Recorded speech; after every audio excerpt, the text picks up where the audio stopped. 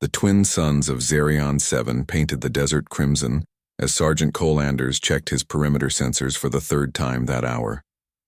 The outpost was quiet, too quiet for a frontier world that had seen 3 skirmishes in as many weeks.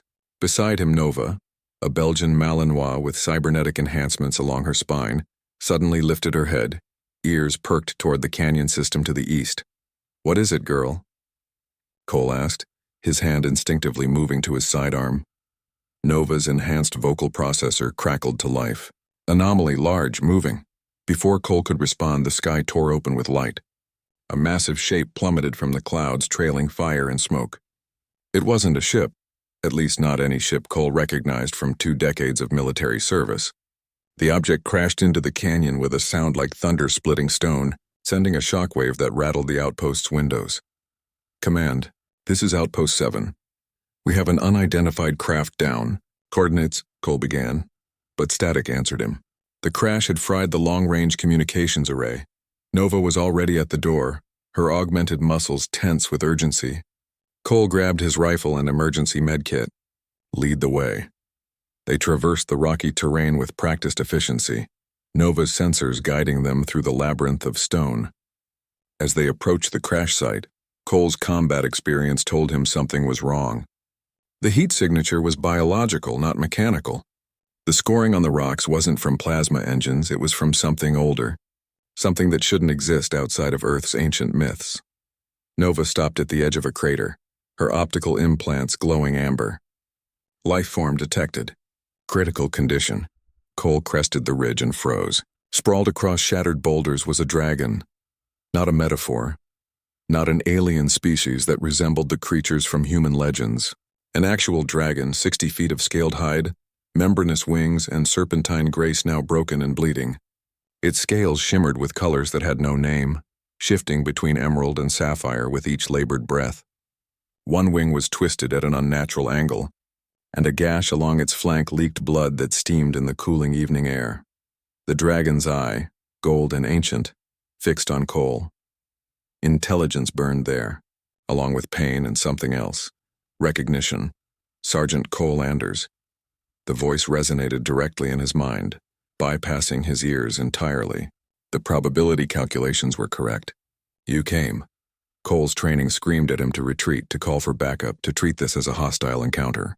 But Nova had already bounded down into the crater, her medical subroutines activated. The dragon didn't flinch as the dog approached. "You're Terran bonded," the dragon continued, its mental voice weakening. "Your species and mine shared a world once, before the Great Scattering. Before humans forgot that dragons were real." Cole descended carefully, his medic instincts overriding his shock. "I don't understand. Dragons are mythology. Mythology is memory's shadow." The dragon's breathing became more labored. "My name is Carithax. I am a scout for the Draconic Remnant. We've been watching your species spread across the stars, waiting to see if you remembered the old alliance." "Alliance?" Humanity and dragons stood together against the Void Eaters 3,000 years ago. "We won, but at a cost. My kind retreated to the dimensional fold. Yours forgot we existed." Carithax coughed and smoke curled from her nostrils. "Now the Void Eaters return, and I was sent to find humans worthy of remembering." Nova whined, her sensors detecting massive internal damage. Cole assessed the wounds with a professional eye. Catastrophic. Even with a full surgical team, the prognosis would be grim. "I'm a combat medic, not a xenobiologist." "But I can try," Cole began. "No." Carithax's golden eye softened. "This body fails, but the bond can be renewed. Your companion understands, even if you don't yet." Nova sat beside the dragon's head, utterly calm. The dragon's scales began to glow, and motes of light, like fireflies made of starlight, drifted from her body. The draconic bond was humanity's gift in the old times. Dragons would share their essence with worthy humans, creating partnerships that made both stronger. Your dog carries the loyalty gene that marks true bonding potential. She found me because she sensed what you need. "I don't—" Cole started, but Carithax interrupted. "The Void Eaters come in 6 months. Without dragons, humanity will fall. Without humans, dragons remain trapped in the fold, unable to manifest in your dimension. We need each other, Sergeant, just as we did before." The light swirling around Carithax intensified, forming a vortex of luminescence. Nova barked once, a sound of affirmation that Cole had learned meant absolute certainty.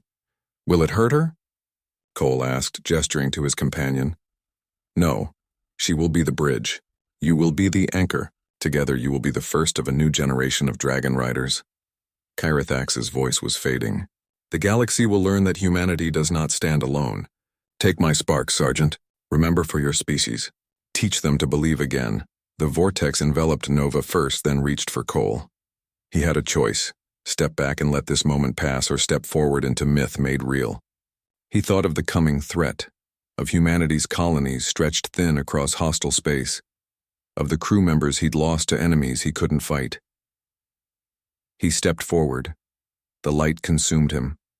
He felt Kyrithax's memories flood his consciousness.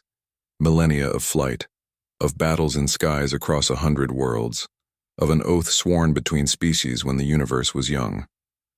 He felt Nova's unwavering loyalty amplify and transform, becoming a conduit for something magnificent.